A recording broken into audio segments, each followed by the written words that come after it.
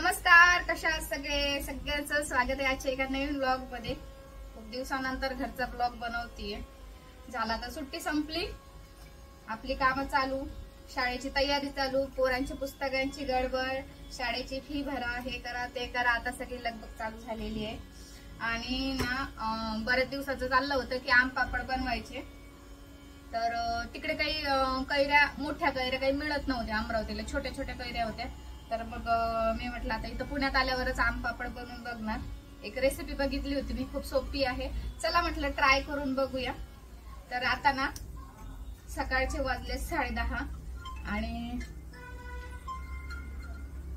10:30 वाजले आणि त्यानंतर इडलीचा कुकर लावलेला आहे। काल इडलीचं भिजत घातलं होतं, तांदूळ आणले घरून आईकडून, म्हणजे माझ्याकडे तर होतेच पण आईकडून पण आणले।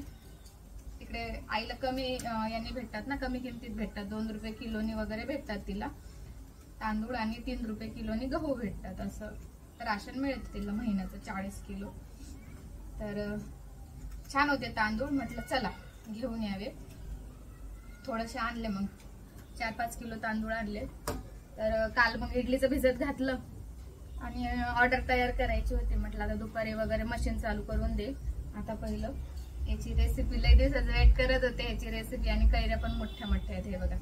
आणि काल पण माझ्या एका मैत्रिणीने कैऱ्या दिल्यात, लिंबू दिले, तुम्हाला सांगते लिंबू तर इतके झालेत ना आता घरी, भरपूर लिंबू झाले। ते पण गावाकडे गेले होते सगळेजण, गावाकडे उन्हाळ्याच्या सुट्टीला गावाकडे गेले होते, तर तिनं सुद्धा ह्या कैऱ्या दिल्यात आणि लिंबू आहेत एवढे मोठे पण। चला आता आम पापडची रेसिपी करून बघते, जमते की नाही काय माहिती, खूप सोपी आहे, म्हटलं करून बघावे। आणि त्याला ना असा छान असा गराचा आंबा लागतो, मस्त कैऱ्या, गर असलेली कैरी असली ना की छान होते।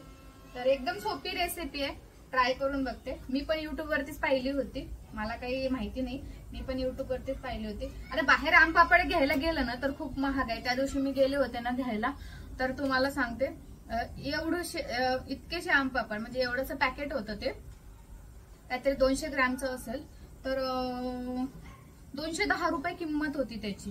म्हणजे एवढीशी इतकीशी वडी येते ना, ते 210 रुपयाला होते। म्हटलं इतके महागडं कुठं घ्यायला परवडते, आपण घरीच करून बघू।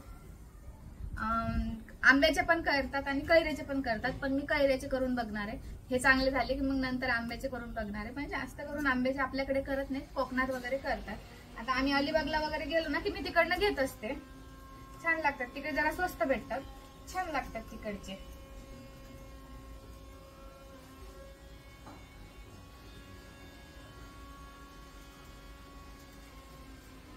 तर ह्या कैऱ्यांना ना मस्त गर आहे, छान। पाहू आता आपली रेसिपी कशी होती, काय होते। तर चला ब्रेक नंतर भेटूया। मी काही रेसिपी पूर्ण अशी अपलोड करणार नाही, मला जमत नाही ते एवढे रेसिपी अपलोड करणं। चला ब्रेक देते, मग बाकीच्या गोष्टी कसं असतं की सगळ्या गोष्टी मग मशीन चॉईस केल्यावरती सांगते मी। हो चालेल, ठीक आहे, चला। हा अशी फोनवरती मला माहिती द्यावी लागते, आणि हे काम माझं कंटिन्युअसली चालू असतं। आणि कसं आहे, नेहमी कामात राहिलं ना की बरं राहतं, म्हणजे डोकं जरा फ्री राहतं, व्यवस्थित राहतं कामात आपण व्यस्त असलं की, आणि बाकीचे काही विचार पण येत नाही। तर आता एक व्हिडिओ बनवायचा आहे। एका ताईंनी मशीन घेतलेली आहे, छोटीच घेतलेली आहे, माझ्या घरात आहे ना तीच मशीन घेतलेली आहे त्यांनी। तर पॅकिंगसाठी काय काय मटेरियल लागतं त्याचा व्हिडिओ बनवून पाठवायचा आहे त्यांना। बाकीचं रॉ मटेरियल वगैरे मशीन तर त्यांच्या घरी गेलेली आहे, ट्रेनिंग पण त्यांना दिलं गेलेलं आहे। फक्त आता पॅकिंगचं काय काय मटेरियल असतं, माझ्याकडे जे मटेरियल मी यूज करते पॅकिंगसाठी, त्या मटेरियलचा त्यांना व्हिडिओ काढून पाठवायचा आहे। तर चला ते काम आटपून घेते। आता किचन मधलं तर काम आटपलंय, आम पापड बनवायची तयारी अर्ध्यापर्यंत पोहोचली आहे, फक्त आता साखर राहिली होती, कारण मी गावाला गेले त्यामुळे मी किराणा काही भरलेला नव्हता।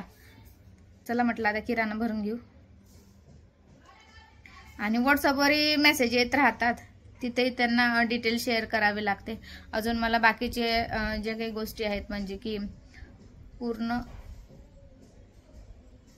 पूर्ण जी माहिती असते मशीनची, ती माहिती वगैरे अजून पूर्ण तो एक प्रॉस्पेक्टस बनवायचा आहे, तो प्रॉस्पेक्ट सरांनी टाकलेला आहे बनवायला, एडिटिंग वगैरे चालू आहे त्याची. आता मी तिथे गेले ना की थोडीशी अजून माहिती ॲड करेल त्यात.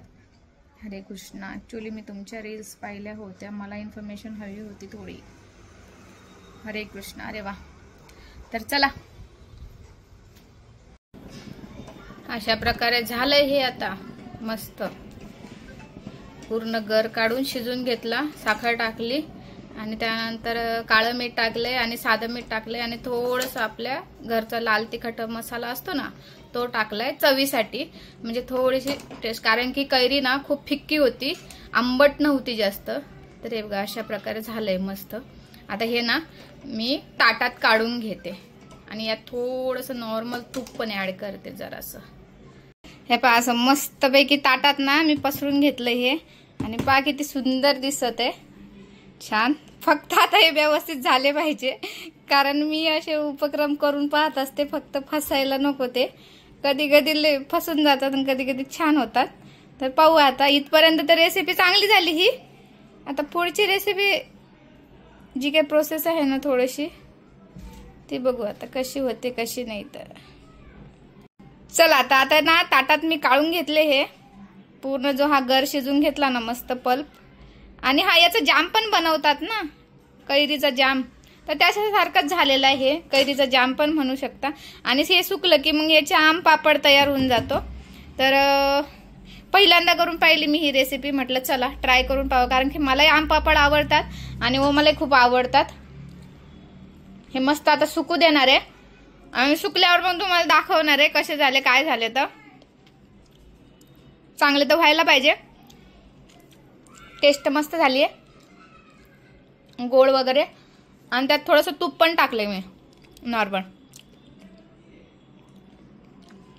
चमचाभर तूप टाकलंय.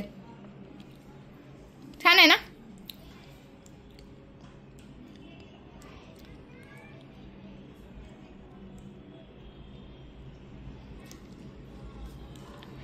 घातले उन्हात वाळत घातले.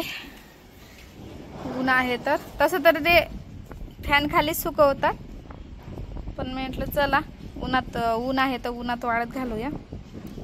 शिजवलं, त्याचा गर काढला, त्यात साखर आणि ते टाकलं सगळं, परत उकडून घेतलं, सुकत घातलं. बघू म्हटलं आता कसे होतात. तर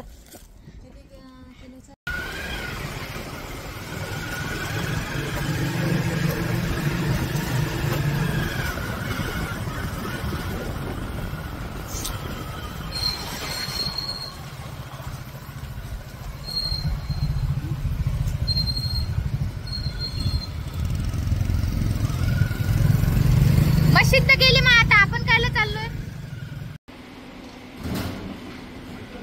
ही मशीन आपली सेमी ऑटोमॅटिक रेडी आहे आता. आणि त्यानंतर डिस्पॅचिंगचं काम चालू आहे याचं, म्हणजे आता ही डिस्पॅच होणार आहे. सेमी ऑटोमॅटिक आहे आणि त्यानंतर ही आहे. ह्या दोन मशीनी आता जाणार आहेत. ही फुल ऑटोमॅटिक आहे. ह्याला स्टँड लावलेले आहेत असे 5 स्टँड, म्हणजे 5 रोलची मशीन आहे. हे बघा स्टँड पण लावलेले आहेत त्याला 5, आणि पत्रवडीची डाय लावलेली आहे. आणि ही आहे सेमी ऑटोमॅटिक.